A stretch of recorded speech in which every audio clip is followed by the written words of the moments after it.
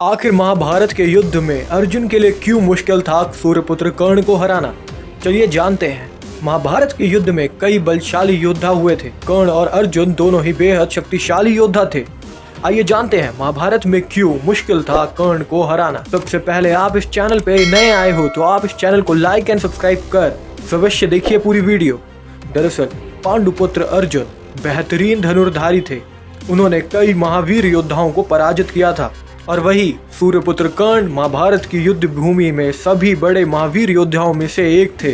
वे खुद को अर्जुन से भी सर्वश्रेष्ठ धनुर्धारी बताते थे। वैसे तो हम जानते हैं कि अर्जुन ने अपनी विद्या गुरु द्रोणाचार्य से प्राप्त करी थी, जबकि कर्ण ने अपने शस्त्र और शास्त्र का ज्ञान गुरु परशुराम जी से प्राप्त किया था। और वैसे रिश्ते में गुरु परशुराम गुरु द्रोणाचार्य के भी गुरु लगेंगे।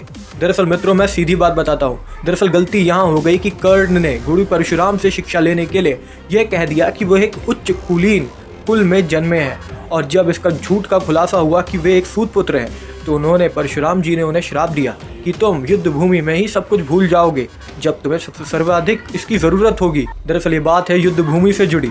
जब श्री कृष्ण अर्जुन को युद्ध भूमि से दूर ले जा रहे थे, उनके पीछे पीछे कर्ण भी चले गए।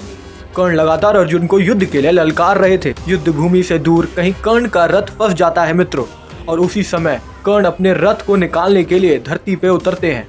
और उसी समय भगवान श्री कृष्ण अर्जुन को आदेश देते हैं कि यही समय है इस पे वार करने का। और जब ये बात कर्ण सुनते हैं तो वो कहते हैं कि हे श्री कृष्ण, ये अधर्म है। भगवान श्री कृष्ण ये बात सुनते ही उन पे क्रोधित हो जाते हैं और कहते हैं, कर्ण, मुझे तुम अधर्म सिखा रहे हो। दरअसल तुमने ही अधर्म किए। और ये कहकर उनको उनके अधर्म गिनाने लगते हैं, याद दिलाने लगते हैं। वो कहते हैं कि तुमने अपने भाई के ही पुत्र अभिमन्यु को मारा था, तुमने ही भरी सभा में द्रौपदी को वैश्य कहा था।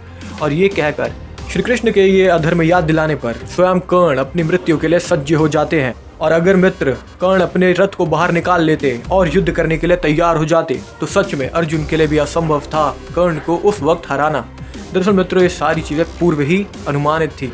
सब कुछ पहले ही पता था भगवान श्री कृष्ण को, बस होना उनके हाथों से बाकी था।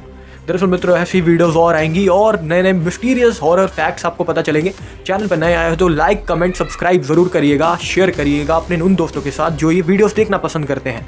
हम जल्द मिलेंगे ऐसी वीडियोस के साथ। जय श्री कृष्ण अवश्य लिखिए और बताइए कि कौन सा योद्धा सर्वश्रेष्ठ है।